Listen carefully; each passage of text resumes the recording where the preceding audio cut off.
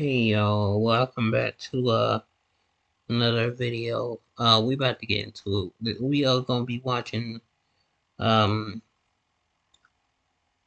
Spider-Man revisiting Spider-Man Remastered. I was reading the article, sorry about that. But anyways, let's get right into it. We got it queued up right here. You just click in. September 7th, 2018, the release of Spider-Man PS4 from Insomniac Games, a game that, I would argue, that revolutionized the superhero video game genre completely. Everything that came out of this game was crafted with so much care and dedication, a true love letter to Spider-Man fans, and a great introduction for people living under a rock that had no idea about the story about Peter Parker. In this video, I will be talking about Spider-Man PS4 or Spider-Man Remaster for the PS5 before the launch of the highly anticipated Spider-Man 2. If you like anything and everything games, please consider subscribing to the channel and liking the video. The support is much appreciated. Without further ado, let's talk about everyone's favorite webhead or webheads. Starting off, I'd love to discuss the best thing about this game, the story. Like I stated previously, you can tell that Insomniac Games are truly fans of Spider-Man and Peter Parker. Being my favorite fictional character ever, they portray one of the best adaptations of Peter and Spider-Man that I have ever seen. The stressful struggles that he must overcome, the double persona-filled life that he constantly juggles, is always relevant throughout the game, and he always pursues the most noble choice by putting others before him, with many other struggles on top of that. I would also like to add that the rest of this video will contain spoilers. Yeah, I know the game has been out for 5+ years, but I just want to be respectful of someone that hasn't played the game yet and wants to experience it for themselves. I must say, if you haven't played it, please, please, please go play it. It is such an amazing experience, especially if you're a fan of Spider-Man. Anyway, Peter is always shown in the game as struggling financially. One, living in New York isn't cheap. He's always tired, being torn apart by his two lives, constant nods in the background of him trying to save money for things, such as a laptop, struggling to pay rent, and having to catch up on sleep while his apartment is a mess. Just goes to show that he has so much going on, and Insomniac just adds those little details that matter. The game's introduction is great. One of his famous villains, Wilson Fisk, or a lot of people know him as Kingpin, is about to be arrested. A sleeping Peter is awoken by the active police scanner in the background.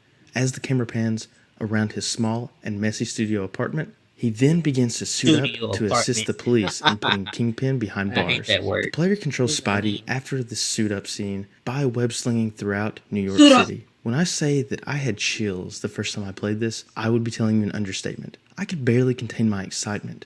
The web-slinging was so fluid, and the way that they mixed in the slow motion to give players enough time to read the control scheme and keep Spidey in the air was awesome. But like I said, the story of this game proceeds to get way more intense as Spidey takes down the likes of Kingpin, Shocker, and Mr. Negative to keep the city of New York safe. But the betrayal of Doc Ock would set things in a complete 180 for Spider-Man by freeing already imprisoned villains and forming their own version of this universe's Sinister Six. Ganging up on Spider-Man was a power move he wasn't expecting. Taking on all of them was no easy feat, and being injured, hurt by betrayal, and New York in absolute chaos due to the raft being penetrated and destroyed, allowing not just the Sinister Six to escape, but many other no-name criminals. And oh yeah, they're also in possession of a terrible experimental and deadly gas known as Devil's Breath. To take matters worse, they release it into the city, creating even more discourse for the citizens of New York. Spider-Man would go on to face a mercenary group being led by Silver Sable, a fierce and intimidating individual from Symkaria, an Eastern European nation, the Sinister Six, and many more. The most notable of these fights are the individual fights between Mr. Negative, his Aunt May's boss at Feast Homeless Shelter, and of course Doc Ock, Peter's former boss and mentor that you interact with throughout the game, who also finds out the true identity of Spider-Man.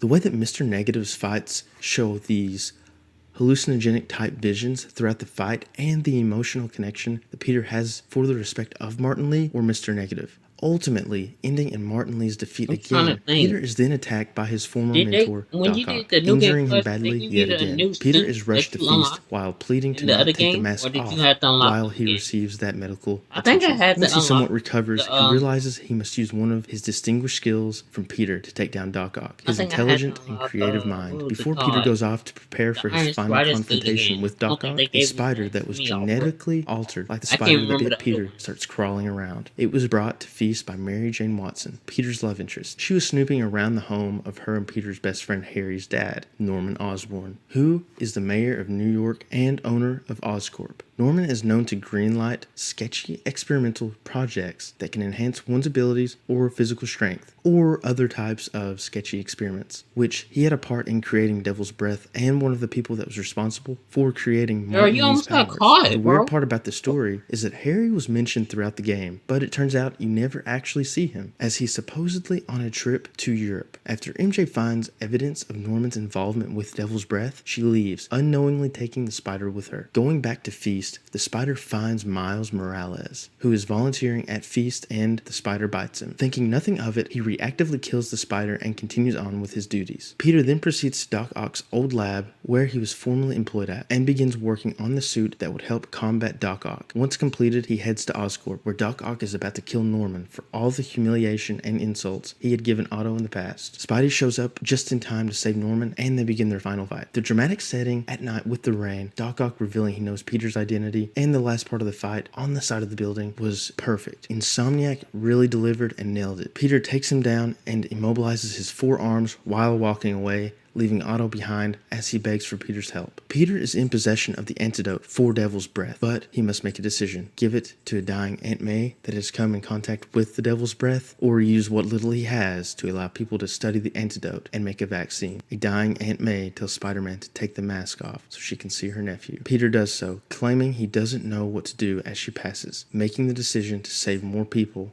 while putting his selfish motivations aside. The credits roll, and there are two major things that happen. It's shown that Miles, who was bitten by the spider, begins developing powers similar to that of Peter's powers. This begins an even deeper relationship for Peter and Miles as Peter reveals his identity to him, thus beginning a mentor and student type role for both of them. The second major thing that happens is that Norman is shown talking to someone, his son, Harry, in a tank filled with water surrounded by the symbiote. The symbiote is keeping Harry alive due to his severe illness that he was diagnosed with, instead of the false story of being in Europe. There are clearly way more details and story beats that I didn't discuss, which is what ties the story together in a tightly woven experience that creates such an amazing Spider-Man story and prepares a great setup for Spider-Man 2. Other than the story, there are still amazing things, no pun intended, about this game that I hadn't talked about. Obviously being the gadgets, I mean, you can web say slinging, that, bro. side activities, Ain't an costumes, amazing and Spider-Man game. collectibles throughout the game that hold amazing Easter eggs. But there are also some negative things within these as well, which include the infamous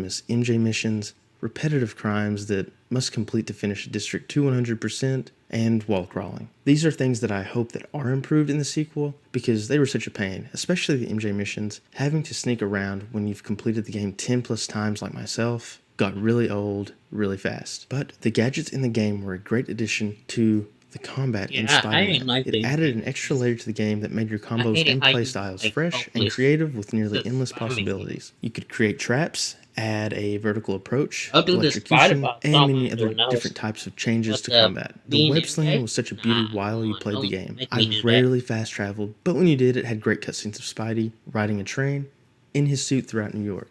The only On a downside to train. web slinging was Riding that the the train PS4 seems could only handle a certain Doc amount of odd speed to to say. help with rendering.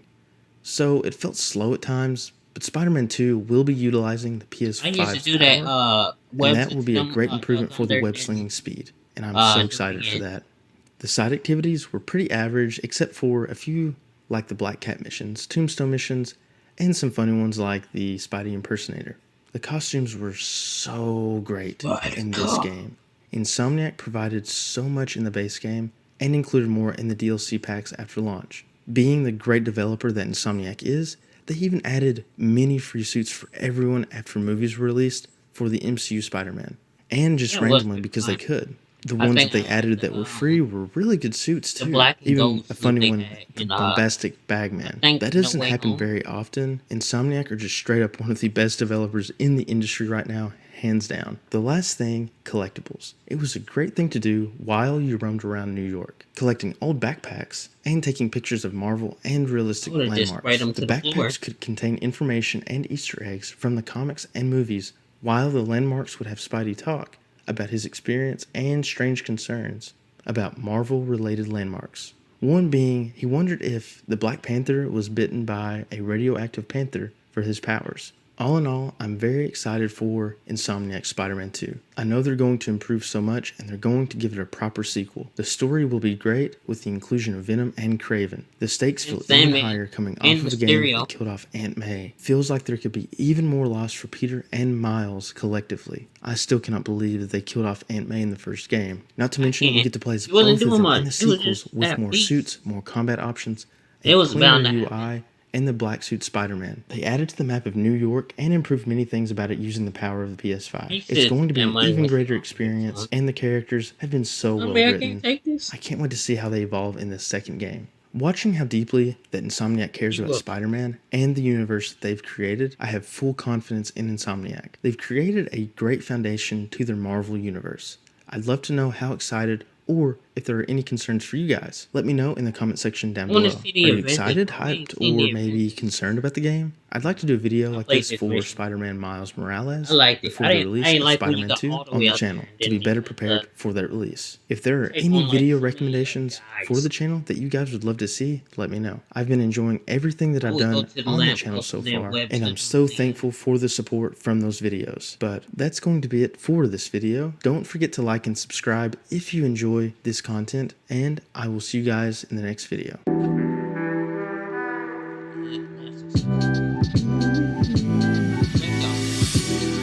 I hope y'all enjoyed this one. I know I did.